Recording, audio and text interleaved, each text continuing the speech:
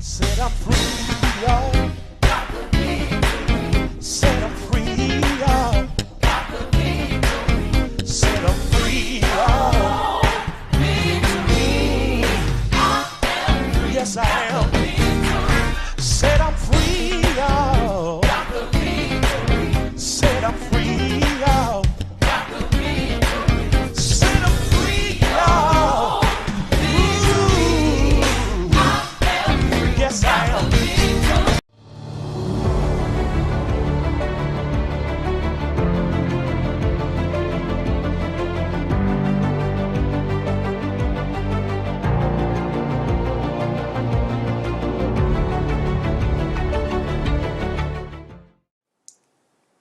Good morning, good morning, good morning. This is the day that the Lord hath made. Let us rejoice and let us be glad in it.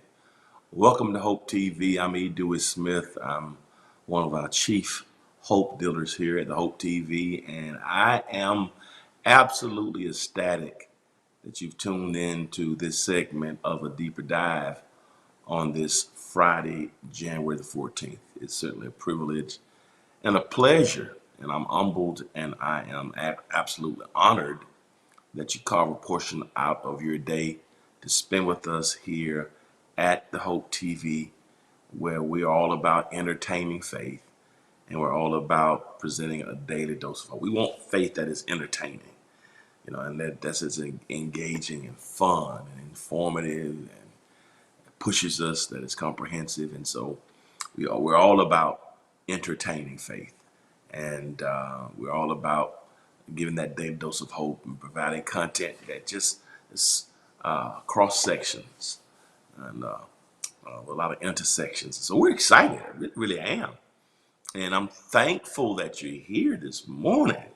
Yes, I am. And honored and privileged. And do me a favor, drop me a line and let me know the city and the state and the country from whence you're viewing. We take your viewership very, very, very seriously here.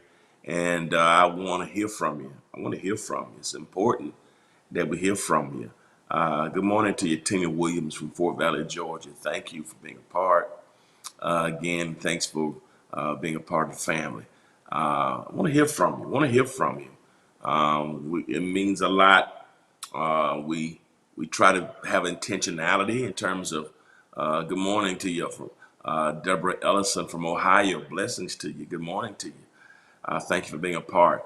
And we try to be intentional about our programming here, and we try to be consistent. And so it's almost like when you prepare dinner and you hope people come to eat, nobody shows up. So you want to know when you prepared and you put something forward, you want to hear from people. Good morning to you, Gregory Aaron White from Memphis, Tennessee. Blessings to you.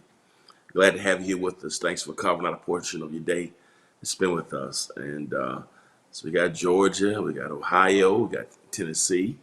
Anybody else? I want to hear from you. Anybody who's watching through Apple TV or Roku or Twitch or Amazon Fire TV. Of course, we're hearing from Facebook. Good morning to you, Duana from North Carolina, blessings to you. Glad to get to you. Uh, Hope you're feeling better up there in North Carolina. I've been trying to get. Duana's been a part of my ministry. Gee, man, 25 plus years probably now. No, over 20 years. Because I've been in Atlanta almost 18 years. That's amazing. And she and her family were there with us in Middle Georgia, and until they moved away to North Carolina, still connected. Her and her husband and family these 20 plus, maybe 25 years, I believe. I don't know how long Duana you've been connected with us. When I pastored in Macon, blessings to you. I've been trying to get. Uh, uh, Hopefully, I see the rest of the message. So we got North Carolina, we got Ohio on here, we got Memphis on here, we got Fort Valley, Georgia on here. Uh, Facebook got Geneva from Orlando, Florida. Oh man, the family's coming in this morning from everywhere. And that's wonderful, wonderful. Makes me feel good. I missed our morning due yesterday because I had a funeral at 10, and I didn't get a chance to pre-record it. I like doing these live where I can interact with you. So pardon me for not being able to be with you yesterday. But I had good morning to you, Tom, from Victorville, California. Blessings to you, Tom. Good to see you this morning. What a blessing to have you here with us this morning. Wow. Good to see you this morning, Tom. Glad you're here with us. Mhm. Yeah, y'all forgive me. I had to kill a spider. Little spider. I had to kill him. Y'all forgive me. Good morning to you, Duana. 1991. Oh my goodness. That's been 30 years. I knew 20. My goodness. Duana's been a part of my ministry, her and her family for 31 years. Jeez. Isn't that amazing, man? Boy. And I missed you guys yesterday. You know, I started pastoring in 1990. I was in college. In 1990, I was in college, and Duana and her family, when they were in Warner Robins, Georgia, with the Air Force Base, they connected with my ministry in 91. So that's for my first year of pastoring. Oh my goodness, you know, it's been 32 years. Good morning. That's Daniel from Nigeria. Blessings to you, Daniel, from Nigeria. I can't wait to go to Nigeria. And I was invited to come a few months ago, but of course, due to COVID, just it was not a good time for me. I look forward to coming. Never been to Nigeria. I look forward to coming. Blessings to you. But everybody who has supported us, good morning to you, Veronica from Greensboro, North Carolina. Blessings to you. Veronica Broadnax from Greensboro. Blessings to you, Veronica. Glad to have you here. My youngest son, always talks about North Carolina A&T. And so blessings to you up there in North Carolina. So we got Raleigh and Greensboro. So we got Nigeria on the line today. We got two from North Carolina, Ohio, Florida, California, Memphis, Tennessee. We got Fort Valley, Georgia.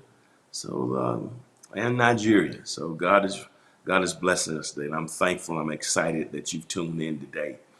I appreciate you. We're in day 5 of our fast. Good morning to you. We're in a 21-day fast, and we started on the 10th, and today this is Monday, Tuesday, Wednesday. This is the 5th day. And those of you who have not started with us, we want to encourage you to start with us. We started light this week. We're going to move next week to vegan options for the next 2 weeks, and be no meat, no dairies. Got Nashville, Tennessee on as well. Got Nashville and Memphis. That's Gianna Chase. Blessings to you. So if you want to fast with us, you can go to our website, hohatl.org, to get more information. Fasting is a spiritual discipline, and it is taught in the scripture. And so if you have some physical conditions that you may want to consult with your physician first, just to make sure it's okay. There are certain physical issues that you have that may fasting may present a challenge. If that's the case, just encourage you to talk to your physicians. But I'm excited about it. We have Randall. Randall is tuned in today from South Africa. So we got Nigeria and South Africa. Blessings to you, Randall. Glad to have you here with us today. So we're excited. South Africa, and we have Nigeria on the line today. Blessings to you. So excited. Do me a favor while you're watching, everybody, if you can subscribe, like, comment, or share. If you can subscribe, like, comment, or share, means the whole world to us to help us get this word out. I'm excited about our conversation today. It's not going to be a lengthy conversation, but I want to share with you today. So subscribe, like, comment, share. Every time you share this link, you can allow others to get the message and a daily dose of hope as well. So everybody who's watching, whether it's Nigeria, South Africa, Victorville, California, whether it's Orlando, Florida, Greensboro, North Carolina, Raleigh, North Carolina, whether it's Ohio, Memphis, Nashville, Fort Valley, Georgia, wherever you're watching from. There's YouTube. We have Patricia Triplett. That Patricia, she's from Winfield, Louisiana. Yeah, Winfield, Louisiana. So we got Louisiana on the line this morning too. So blessings to you. And I haven't heard from my YouTube family yet. I don't know where they are. I think we've had some difficulty with YouTube, but to all the YouTube family as well, I want you to make comments. We're going to try to get it worked out so we can get your comments on here as well. We want to hear from our YouTube family as well. All right, let me get right into our conversation for today. We're talking today about proofs. Always watching. Thank you, Rhonda from Nigeria. Always watching videos of you. That's amazing. Look at God. Like how God does it. YouTube, we got Bryant Ward and Jamie Braithwaite on YouTube. Blessings to you. Blessings to you. So excited. Now, let me get right into our deeper dive. Today, we're talking about proofs for the existence of God. For the past really 3-4 years, it's like one of the things that I've just been led to is just to focus on God, to have a higher view. We got a lot of, thank you, Sean. Good to see you, Sean. Got a lot of first-time guests. Welcome to our first-time guests.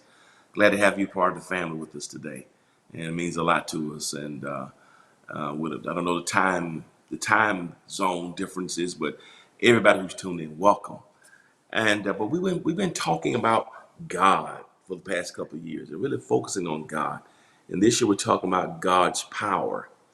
And one of the things that I wanted to just go deeper with us, proofs for the existence of God.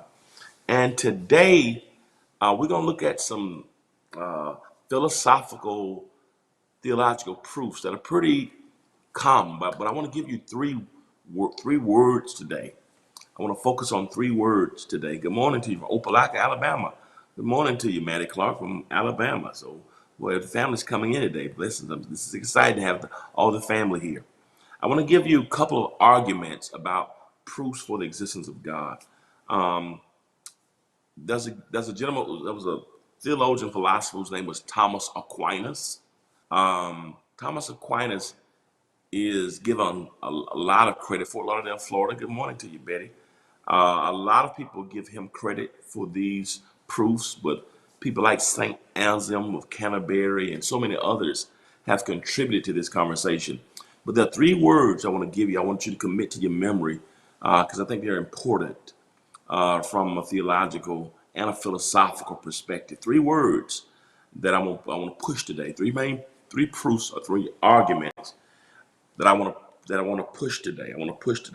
Good morning to you, Amy Robinson from Decatur. Okay,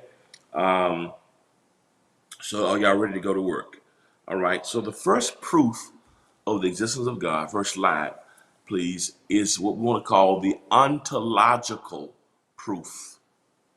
It's a deep word, but it's a big word, but it's a word that's pretty common in theology and philosophy quarters. And so that's why we call this a deeper dive, because I want to engage us a little deeper. I want you to get that word ontological. That may be a word that you may hear me use. A lot of preachers may use. It's a word that you see sometimes when you're reading different literature. So it's a pretty common word from a theological and from a philosophical perspective. Ontological.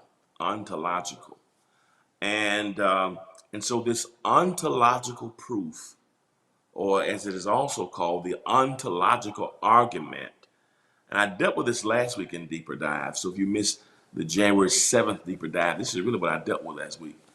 It was really the ontological idea. And basically, the ontological got Wilmington, Delaware. Blessings to you. Barbara Cobb from Delaware. Blessings to you, Barbara. Good to have you here with us today. The family's coming in from everywhere today. Blessings to you.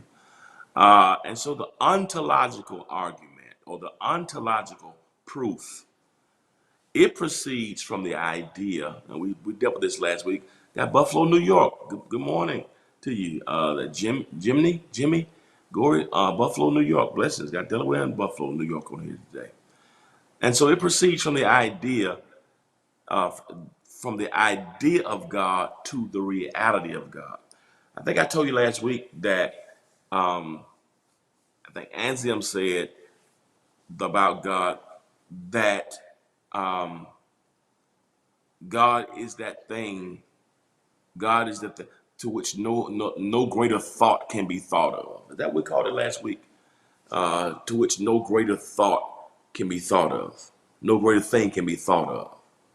And so if you think about God in terms of an idea, what is an idea that is bigger than God? Good. Got Macon, Georgia, my hometown. Blessings to you. It's Harris Harmon. So what idea? That's it. That's it. That was it. That's good. Put it back up on the list. That's perfect. Thank you, producer. That's wonderful. Thank you, because I didn't give you that. I didn't give you that on my notes for today. If you can put that back up, because that's really the ontological argument. Can you put that up there? Here it is. This is what Anselm, who was and that's, we talk about Canterbury, that's really the Church of England. But here's what he says. Here's what Anselm said. God is that than which no greater thing can be thought. So in his mind, what can you think of that's greater than God? And so if you can think of no greater idea than God, then that must be God. So what's the greatest thing you can think of? Is there any thought that you can think of that's greater than God? So if you can't think of any thought that's greater than God, then God is that. And so for Anselm, if God does not exist, the idea remains. So just the idea of God remains. It's amazing that I talked about this last week, that even for the atheists, atheism means to be against God. But even in the name atheism, the word theism comes theist, meaning God. So even the atheist has the idea of God. Even if they don't believe in God, that the atheist can think of nothing that is greater than God. Creation, evolution. And so the idea of God, if that's nothing greater than the idea of God, then or what can you think of that's greater than God? Whatever you can think of that's greater than God, that's God. God is that in which no greater thing can be thought. Now, we talked last week, however, about the reality of God is greater than the idea of God. So this idea, this concept of God, this is called the ontological argument. Yeah, that's good. So the reality of God is greater than God. We talked about this last week. So if God is that than which no greater thing can be thought, the idea of God must lead to accepting the reality of God. And so, but we don't just believe in the idea of God. We believe in the reality of God. But for the atheist, the idea of God must make one think about the thought that there is a God. So even if the atheist does not accept the reality of God, they have to struggle with the idea of God. Woo! So God is so awesome that even the atheist has to struggle with the idea of God. And so this is called the ontological argument. The ontological argument. That even the concept of God, that's good. That's good. So here's what Anselm says. It proceeds from the idea of God to the reality of God. And it was first clearly formulated by Saint Anselm of Canterbury. So here's the thing about, so when we talk about the ontological argument, it deals with the idea of God. It deals with the reality of God. So the very concept of God is ontological. It is the ontological argument. That if you can, so if the atheist says there is no God, the fact that they had to think about God is ontological. For them to have to dismiss God means they had to think about God. The atheist can't even be atheist without talking about God or the idea of God. But those of us who believe in God, we don't just believe in the idea, we believe in the reality of God. That's the hymn of the church that I love so much. It says, there are some things I may not know. There are some places I may not go. But this one thing that I am sure, that God is real, for I can feel him in my soul. Yes, God is real, real in my soul. He is real, for he has washed and made me whole.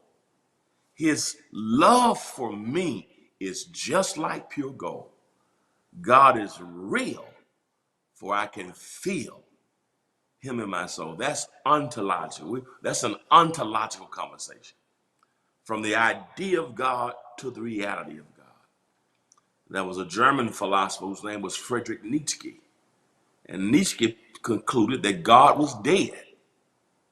And Friedrich Nietzsche shook a lot of people up by saying God is dead, when he talked about what's happening in the world.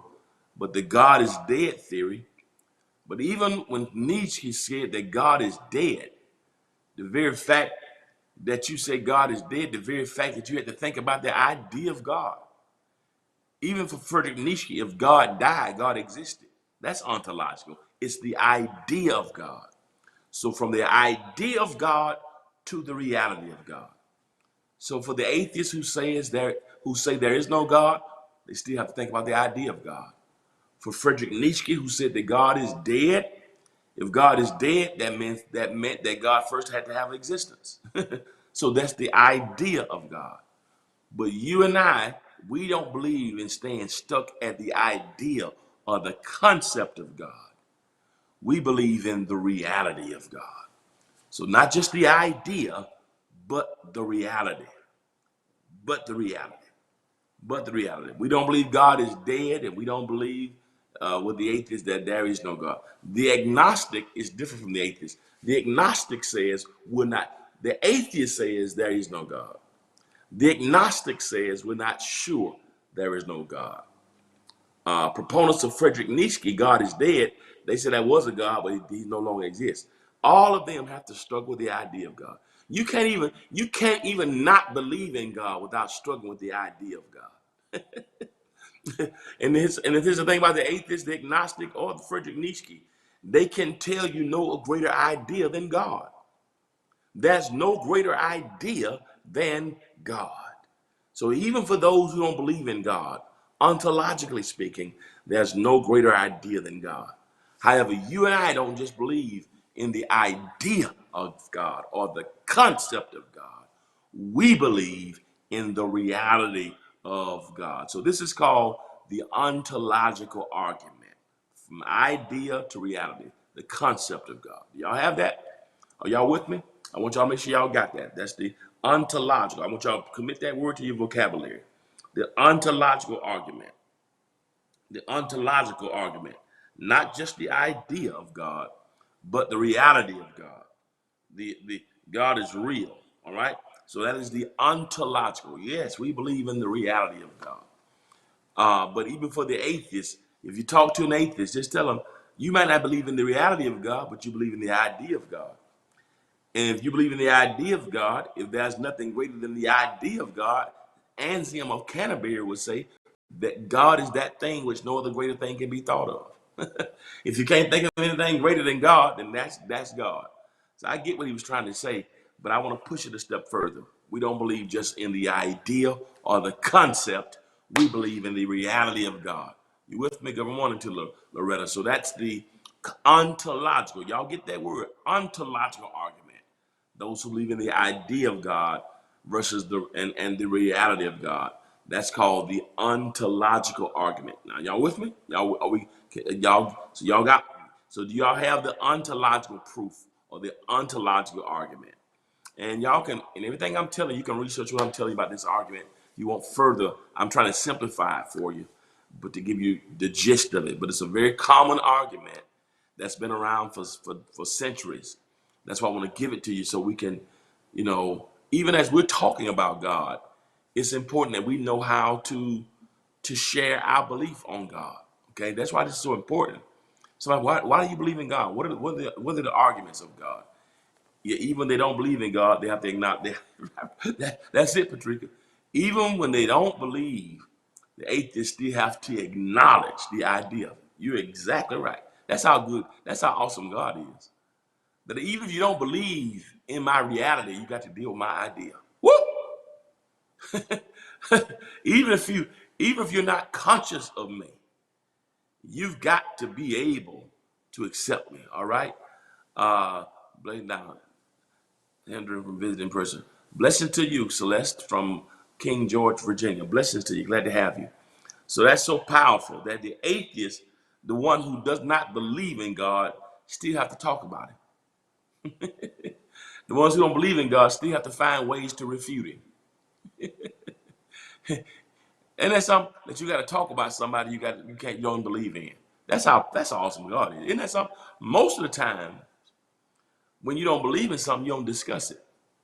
But I'm so much on your mind. God is so much on their mind that they spend so much of their time trying to deny him and trying to refute him, talking against him and talking about because whatever has happened to them, they struggle. Maybe the pain in the world, maybe what they've been around, but they still have to deal with the idea. So this is the ontological argument. Okay, all right. But God is real. Now I'm gonna go to the next argument. So y'all got ontological. I got two more arguments, and I'm gonna let you go. Okay. Now this one is called the teleological argument or the teleological proof. So we dealt with the ontological. Okay. This one is called the teleological. Teleological. Okay. Just a big word. Teleological. Now, what does this mean? Teleological. All right. Good morning to you, Danetta from Silver Spring, Maryland. Blessings to you. God is. That's right, Danetta. God is. So the teleological, so ontological deals with the idea of God and the reality of God, the concept of God. That's ontological. So that's one proof, the idea of God, the concept of God. Now, this one's called the teleological. Now, it proceeds from the thought of design, design. By contrast with a much more specialized catalog of properties and end with the conclusion concerning the existence of a designer. Now, teleological argument, it it says that when you look at the natural things, when you observe the natural things, right? When you look at the natural things, here's another word, here's another phrase. If you can put this on the bottom of that same slide, here's another word that goes under the teleological argument. If you can put this under that same, on the bottom of that, it's called intelligent design. Intelligent design. So intelligent design falls under the teleological argument. Thank you so much. My producer's off the chain. My AP's off the chain. All right. That's it. Intelligent design. So when you so let me break this. So intelligent design falls under the teleological argument. Yeah, intelligent design. So what does that mean? Okay, the teleological. I want you to get these words. Now, I'm not just giving you these words. So I want you to maybe say these words and explain them. Yeah, this is a deeper dive. So this is systematic theology. If you went to a seminary course, you have to take this. You have to go through this lesson. So I'm giving you stuff that you have to go through if you took a lesson on philosophy or even in seminary. Intelligent design. Now, So the argument is the teleological argument, but intelligent design falls under this argument. Let me give an example of the intelligent design. If you look at the sun and the moon and the stars, intelligent design. If you look at the oceans and the seas and 80% of the earth's surface is water, how how the oceans recede. I preached a sermon last year about the theology of the oceans, which was one of my favorite sermons of 2021, right? And how the Pacific and Atlantic Oceans meet and the color is different, right? It's really fascinating when you think about it. And off the coast of Brazil and South America and in parts of you see where one ocean is of a different color than the other, and how they meet but they don't mix. The oceans meet. You can see the line. How God made one blue and one green, and they mix, and you can see you can look at it and see who did that.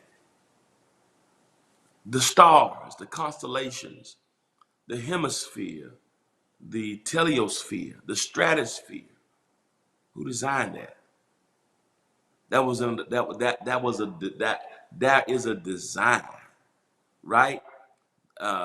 You look at the different properties and look at the different how everything is designed.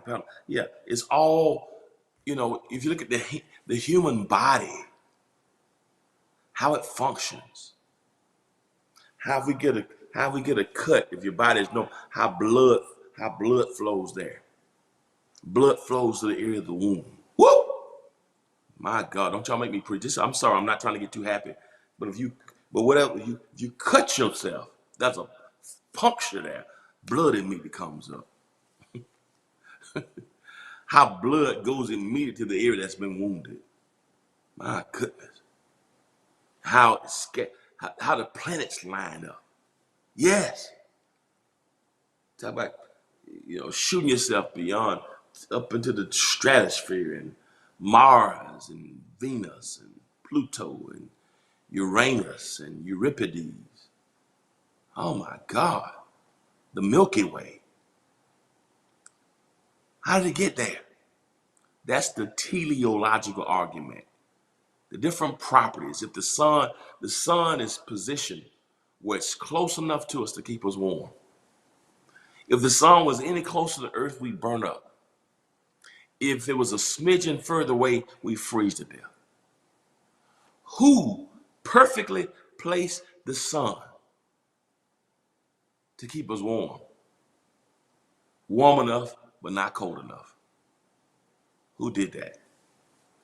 We expect snow this weekend in Atlanta. It's going to be snowing in Atlanta. It's going to be 80 degrees in Turks and Caicos. Who designed that? Who separated the North Pole from the South Pole? Talk, Tom.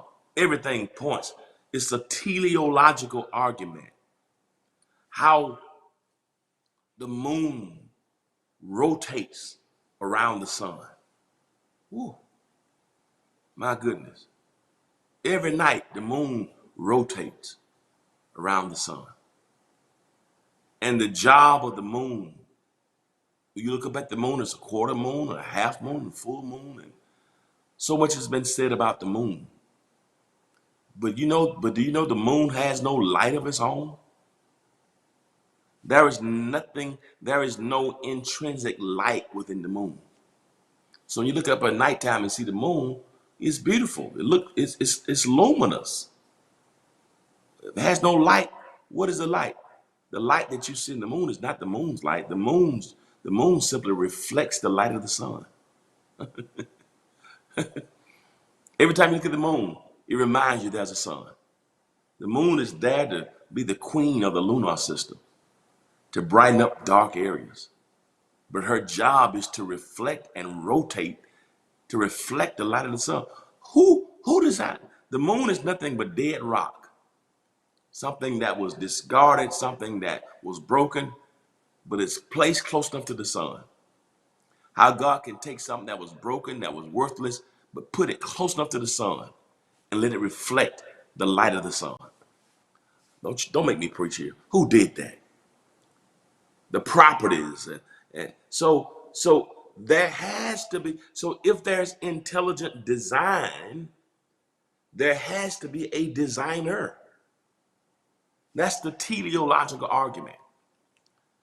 That's not just the design, there has to be a designer. These things, these properties that have existed for, science says billions of years. That's the design, the design. So the design alone indicates, all right, there has to be, when you notice natural things, right, how they act for a purpose, right, there has to be a designer. This is the teleological argument.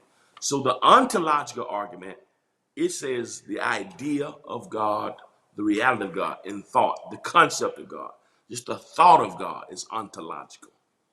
The idea of God, the concept of God, that's the ontological argument that was formulated by Anselm of Canterbury.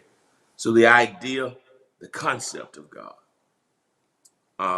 the reality of God. So the God is that thing which no greater thing can be thought of. That's God. What's the greatest thing you can think of? Whatever the greatest thought you can think of, that's God. That's ontological. That's the ontological argument. The teleological argument is the one of design, of design. There has to be something. There has to be a designer. Something had to bring these things to pass. What was behind all of it? What brought it to be? What was the thing that made it appear? All right. What is it? What is it? And so that's the ontological, okay? The ontological argument. All right. So it's the natural cause. All right. All right. Now I'm gonna give you one more. It's exciting. So we dealt with the ontological. We dealt with the teleological. I see y'all on YouTube. I hear you, James. Now let's deal with the cosmological argument. I hear James. Yeah, James said, I believe in God because God is real. God is real if I can feel it in my soul. James is from Harlem, New York. Bryant Waters trying to be funny. He said I was 1 year old and I was a year old in 1990. I appreciate you. I appreciate you, Bryant, for making me feel old. I appreciate you. Thank you. Thank you very much. Yeah, when I started pastoring, he was a year old and he just wanted to remind me. You know what I mean? I don't know what you call that argument. I don't know what you call that argument, Brian Ward on YouTube, but you're being disrespectful by it, but that's okay. That's the disrespectful argument. That's what that is. The ontological argument is from Anselm of Canterbury. The disrespectful argument this morning is from Brian Ward of Decatur, Georgia. That's what, yeah, the nerve of you to tell me you were a year old when I started pastoring. I appreciate you. I didn't need to remind you. When I got out of bed this morning, my knee was, but thank you for the reminder anyway. I appreciate you, James. Thank you. When I got on the treadmill, I didn't need the reminder that I'm not a young spring chicken anymore. Thank you for the disrespect. Would y'all thank Bryant Ward on YouTube for the disrespectful argument? I'm talking about the ontological and the teleological, but he wants to talk about the disrespectful. Blessings to you, Bryant Ward. But keep on living. Keep on living. Keep on living. You're gonna need some lactose free. You're gonna need a pill to take when you drink some milk. Keep on living. Keep on living. Keep on talking about us old folks with your disrespectful argument. Keep on talking about it. I used to laugh at old folks too, Brian Ward. But your day's coming. Keep on living. A few more rising sets of the sun.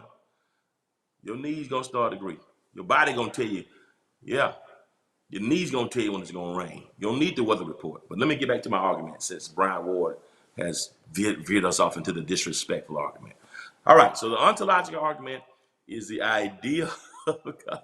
The ontological argument is the idea of God and the concept of God and the reality of God. Okay, that's the ontological argument.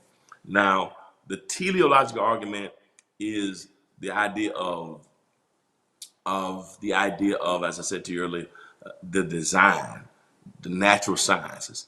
Now, the cosmological argument, the cosmological argument is kind of similar, but it's a little different the than the teleological argument. Y'all enroll me? Let's deal with the cosmological argument. Now, I want you to remember this word, cosmos. You see that word cosmos. Some of you have heard the word cosmopolitan. They have a magazine called Cosmopolitan. There's a magazine. I don't know if they still make that magazine, Cosmopolitan. When people go out to dinner or to banquets, you got formal, you got semi-formal, you got business casual, you got chic. You even got you keep on living, right? You even have a style of dress now called cosmopolitan. So I don't know if you. So these are a few words that are out there, but the word cosmology or cosmological, the prefix on the word is cosmos, cosmos, cosmos. It's really a Greek word, and it means world. It means space. It means the space. Cosmos. It's a Greek word. So the space, the sphere. All right, cosmos. So cosmopolitan, cosmos, the atmosphere. So this whole cosmological proof, it proceeds from consideration of the existence and order of the universe. Sometimes the cosmological argument is like it's attached to a first mover, like um, like um, like the first. Blessing to you, Hollis Thomas. Blessing to you, James. So YouTube. So the cosmos, um, it it it proceeds from a consideration of the existence and order of the universe. Cosmos. Um, what it also moves. Let me deal with the cosmos. Here's an argument that comes under that. Um, there are really two arguments I could put. Yeah, that's good. That's good. Up under that cosmological argument, I'm sorry, producer AP, I didn't give you this. I want you to put up on that first mover. First mover. First mover. So I want you to get you two things to put on the bottom of that, and I'm gonna let y'all go. First mover. First mover. All right. All right. First, yeah, mover. That good. So with the cosmological argument is different from teleological. Teleological deals with design, intelligent design. Cosmological says, okay, the universe exists, right? Naturally. But there had to be a first mover. While the teleological gets into the nuances of how it was all designed, the cosmological says it exists. Teleological says something developed it, something designed it. Cosmological says something willed it. There had to be a first mover. Before it was designed, there had to be a first mover. Here's another one I want you to put up on the very bottom and let you go. Cause and effect. Cause and effect.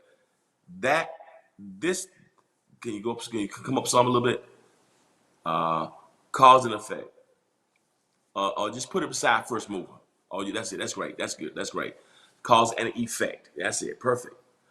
And so these arguments both come under the cosmological proof that to every effect there must be a cause. While the teleological deals with the design, cosmological says there had to be a first mover. That all this stuff, somebody had to move it. And the first mover is also the unmoved mover. Woo! I don't mean to get loud and preach it, y'all. But the one who first moved is unmoved. The unmoved caused the first movement.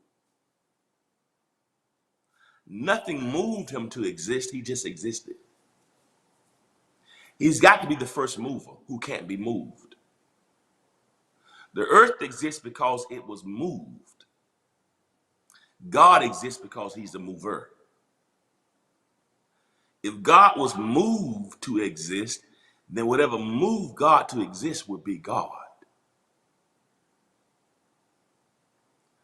So the first mover has to be unmoved. This is why I don't pray. This is why I don't pray to the universe. I know that's very popular now. We hear people. I believe in the universe. I believe that there's a power in the universe, but I don't pray to the universe. Some people have used universe. Some people don't use God no more. They use universe. The reason why I don't pray to the universe because the universe is not God. The universe is a creation just like you and I. The universe was moved to exist. It was moved to exist by an unmoved God. Now, if the universe moved God into existence, then the universe, I pray to it. Because the universe will be that thought that's greater than God. I can't pray to something that was created. That's why even though the devil is powerful, I take consolation in the fact that Genesis 3:1 says, now the serpent was more subtle than in the beast in the field which the Lord God has made. So even the devil was created by God. That's why he's not omnipotent, all powerful, because he's a created being just like you and me. God created him and gave him choice, and he chose to rebel. But the devil will never be more powerful than God because the devil was created by God. Whatever caused the first movement is God. That's why God has to be the unmoved mover. This is the cosmological. This is all cosmological. Woo! Nothing forced him to exist. Nothing happened and his existence came. Woo! Some people say his existence came out of nothing. No. I've heard people say his existence came out of nowhere. No. No. Mm-mm. Nowhere didn't birth his existence. Because if nowhere birthed God's existence, then nowhere would be God. God didn't come out of nothing.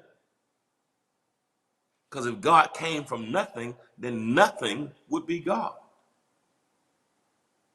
If God came out of nothing, my prayer would be, nothing I stretch my hand to thee. Lord, nothing, we give you praise, nothing. If nothing is the thing that birthed God. So stop saying God came out of nothing. Or God came out of nowhere. God didn't come out of nothing. Nothing came out of God.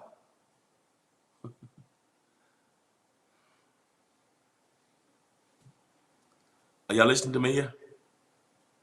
A lot of metaphysics teach, yes. God came out of nowhere. No, God didn't come out of nowhere. God existed before there was nowhere.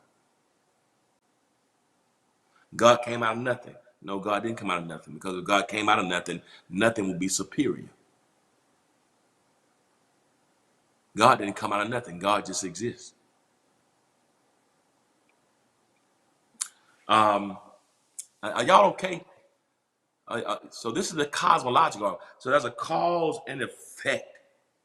To every cause, there's an effect. I believe in the universe. I respect the universe, right? But that's it. But there's a first cause, right? Now, I'm gonna give y'all something right quick. So God didn't come out of nothing. God didn't come out of nowhere. God existed before there was nothing. The mover of the cosmos has to be unmoved. He is the first mover. God is the first mover. Woo! Nothing moved God to make God exist. God exists before there was nothing or nowhere. Everything ex nihilo, everything that exists came out of God.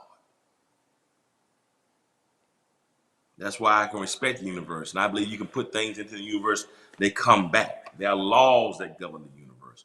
We should treat the universe. There are principles that govern the universe. But the universe is not the ultimate. God, there's a God of the universe. Now, let me share something with you right quick. And I'm gonna close with this. The cosmological argument, the first mover. Nothing didn't produce God. God didn't come out of nowhere. God didn't come out of nothing. God is the first mover. This is the cosmological argument, right? The existence and the order. Yeah, see that proceeds from a consideration of the existence and order of the universe. Teleological deals with the design, intelligent design. Cosmological deals more with order. That's a good way to put it, to distinguish. Both of them are natural, but while the teleological is more with the design and noticing the designs of nature and the earth and the universe. Teleological is more design. Cosmological is more the order, the existence and order. How are things ordered? All right. Now, God is the first. That's it. Now, I want you right quick to do me a favor. I'm gonna give you this thing, and I'm gonna push you a little bit with scripture. But I want you to get it. It's really Genesis 1:1. It's really Genesis 1:1. I want to drop this on you right quick because it really, for me, when I look at this, it really helps me to. It really helps me to convey this point. I'm gonna push you just a little bit on this, but it's Genesis 1:1. Producer, if you can find that, we're talking about the order of the universe, the order of existence. The cosmological argument, if you consider existence and consider order, I'm gonna share with you something in Genesis 1:1 that many of us probably haven't paid a lot of attention to. But y'all know I'm very anal with stuff like this, and I'm very, what's the word? You know, I'm very tactical, and technical and analytical. And I want to break this down for you right quick before I go, because it goes under the cosmological argument and the order of existence. Now, here is a problem, and with you helping, bless you, Clarence Ross, blessings to you. Blessings to you. Teresa Reese, blessings to you on YouTube. Janice Wilson, blessings to you as well. Bryant Ward, you still on here? Yeah, I'm gonna be analytical. That's the unmovable is the first mover. That's the unmovable. That's it. Love it, Tasha. Now let me tell you why we have to be careful with a scripture. Now don't y'all back up off. But this is one you got to be careful with philosophically, and also theologically and etymologically. Etymologically is the wording. Philosophically is the thought. Theologically is the concept. So this scripture has implications that are theological that are philosophical and etymological. But I want to look at this because it's very, very important that I think it'll help convey the point I want to make. We have, many of us who've been in church, we've read this, we've heard this. It's the first scripture in the Bible. But sometimes I think we unintentionally miss it because we don't dissect it properly. We don't exegete it properly in Hebrew. And I think it's cosmological. It goes to the cosmological idea. Y'all stay with me now. Now here is the issue with the English in Genesis 1:1. Remember, it's written in Hebrew originally, but we understand it from an English perspective. When it was translated from Hebrew and Greek to English, here's how they came up with it. In the beginning, God created the heaven and the earth. Okay? In the beginning, God created the heaven and the earth. In the beginning, God created the heaven and the earth. In the beginning, God created the heaven and earth. Okay? Many of us have heard that. We've read that. We read the Bible. But I'm challenged by that. I want to challenge you by that. The issue that I have with that English translation, theologically, philosophically, and etymologically, is that the first thing we see in the Bible, in the English version, is not God. The first thing we see in the Bible is a reference to time.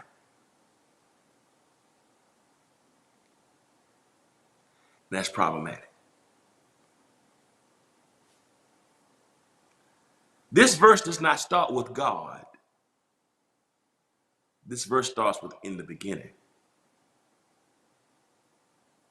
Let me tell you why it's very nuanced here.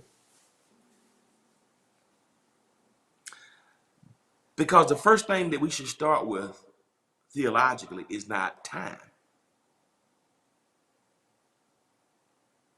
The first thing we should start with is God. See, if you put time in front of God, if your foundation is time, then you get impatient. Then time will be your mind. That's why we get impatient. We have no patience because everything's on time. We want to own our time. But the Hebrew, when you read it, the Hebrew doesn't say in the beginning God. When you read this in the Hebrew says God in the beginning.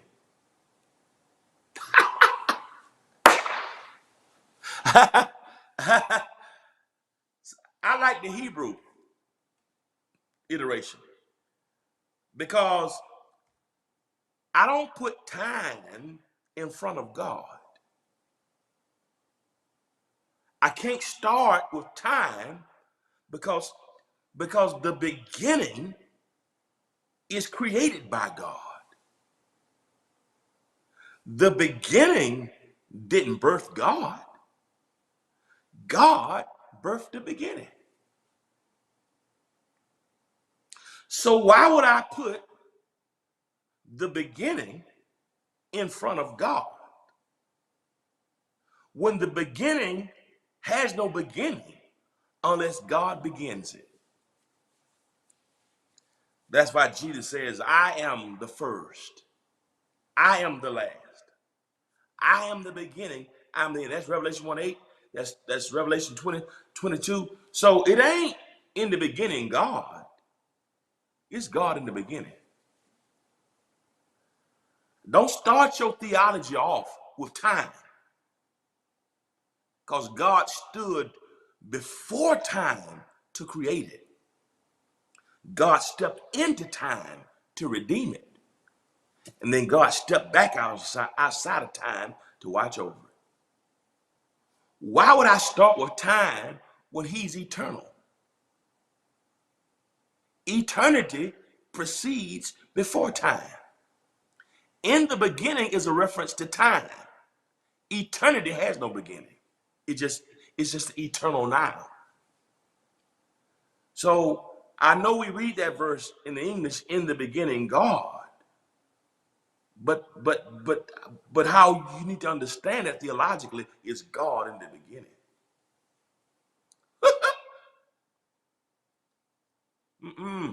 You don't start with in the beginning. You start with God.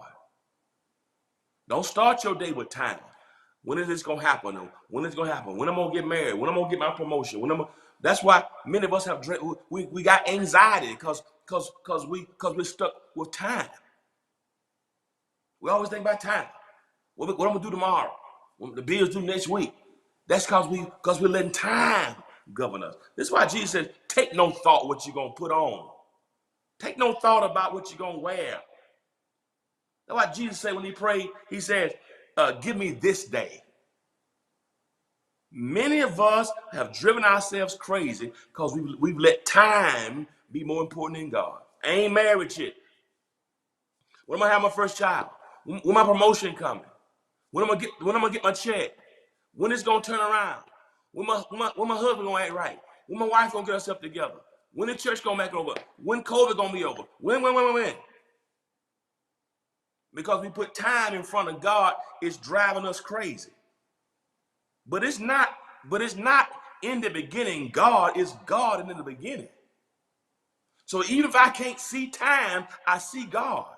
Because God got time in his. I'm not trying to preach y'all, but I don't know who this is for. And God had to tell me, stop putting anything before me. Thou shalt have no other God before me. And unfortunately, some of us have put time in front of God in the beginning. No, not in the beginning, God. It's got to be God in the beginning. He's Alpha and Omega.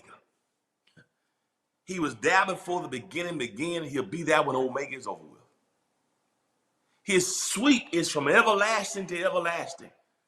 It ain't in the beginning. God is God in the beginning. Oh, he precedes time and space.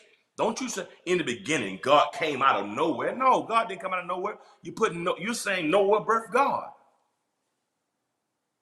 What you're saying is nowhere is the beginning. Nowhere, no. God didn't come out of nowhere. Nowhere came out of God. How can God come out of nowhere? You made nowhere the foundation. You made nowhere. Nowhere is not the womb or incubator of the divine. Oh, I just said something. I said nowhere is not the womb or incubator of the divine. Nowhere doesn't birth God. God births nowhere. You know why? Because if God decided to go somewhere, he'd bump into himself when he got there. Because he proceeds nowhere and somewhere. And so I got to let y'all go. I didn't mean to preach on this Friday morning. This is just what we teaching, but I feel the power of God. And I want to tell you today, no matter what you face in 2022, no matter what you face, I'm thankful for the new year. I'm thankful for the opportunity and the fresh start of a new year. But God don't need a new year to get you a blessing. Your blessings don't start with a new year. God is the source of your blessing. So don't look at 22 to be the thing that blesses you. Look at the God who gave you 22. Stop saying in the beginning, God, and say God in the beginning. Start with him. It's in him we live. It's in him we move. It's in him we have our very being. Are y'all listening to me here? So the Hebrew is not, so when you still listen to Hebrew, it's not in the beginning God. It's God in the beginning. And guess what? God in the beginning created heaven and earth. Not in the beginning God created heaven and earth, but God creates the beginning. And he creates heaven and earth. The beginning does not create God. God creates the beginning. Don't start with time. Start with the God who makes time. Not in the beginning God. God in the beginning. And can I tell you something? Because the beginning is not the beginning, God is the beginning. God's going to be there with you in your beginning. God will be with you in the middle. And God will be with you in the end. So no matter what you're facing, if it's surgery, It's God in the beginning. It's God in the middle. It's God in the end. If you had a loved one that died, it's God in the beginning, God in the middle, that's the cosmological argument. He is the unmoved mover that moved all things. So not in the beginning, God. No. That's theologically wrong, philosophically off, and etymologically inaccurate. It is not in the beginning God created the heavens and the earth. It's God in the beginning created heaven and earth. I gave you the ontological argument, the teleological argument, and the cosmological argument. You got it. God is the joy and the strength of my life. He moves all pain, misery, and strife. He promised to keep me, never to leave me, never ever come short of his word. I've got to fast and pray, stay in the narrow way. Try to keep my life clean every day. I want to go with him when he comes back. I've come too far. I'll never turn back. God is. God is. God is. God is. God is my all. Y'all forgive me. I feel the power. I wish I had an organ in this house. I would back my own self up. What? God. I'll let y'all go. I've been here y'all way too long. It's not in the beginning, God. God in the beginning. That's the cosmological. It's the order of things. Make sure you get your cosmological argument right in your own life. The problem in our lives is we messed up the cosmological argument. The problem in our lives is the order. We got our order wrong. We got in the beginning God. Our order is wrong. Your husband come first. Your wife come first. Your kids come first. Your job come first. Your money come first. Your hair come first. Your car come first. Your house come first. You made your idols. And he said, thou shalt have no other God before me. Whatever you put before him, you made that God. Not in the beginning God, God in the beginning. Get your cosmological argument right. That's what he said to all of us. I gotta let y'all go. I love y'all. I'll be back tonight. We're going to laugh tonight. I preached today, so tonight we're going to laugh. I got Friday Night Live tonight at 11 p.m. Y'all want to laugh? Get your nap. Tune in tonight. I'm going to be funny. I got a funny show for y'all tonight. Bless you, Donetta. But y'all got that? Not in the beginning, God. God in the beginning. Put God in your beginning, put God in your middle, and put God in your end. And you watch God. That's why Solomon says, trust in the Lord. With all your heart, lean not to your own understanding. In all your ways, acknowledge him, and he will direct your paths. Got the ontological argument, the teleological argument, and the cosmological argument. That all give proof to the existence of God. I love you. As always, remember this. If you'll be good to God, God will be good to you. Peace. See you tonight at 11 p.m. Eastern Standard Time. Peace. Set up free, y'all. Set up free, y'all. Set up free, y'all.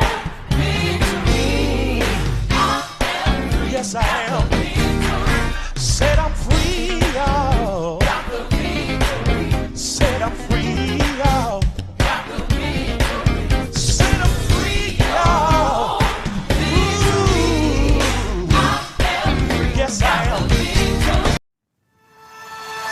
Lover, don't you want to get down, down, down, down? Lover, don't you want to get down, down, down, down? Lover, don't you want to get down, down, down, down? Lover, don't you want to get down, down, down, down? And I can make you wanna say, I'ma turn it up and then I'm gonna take it there. I can make you wanna go, never make it out. You've never figure it out. Lover, don't you want to get down, down, down, down? Lover, don't you want to get down, down, down?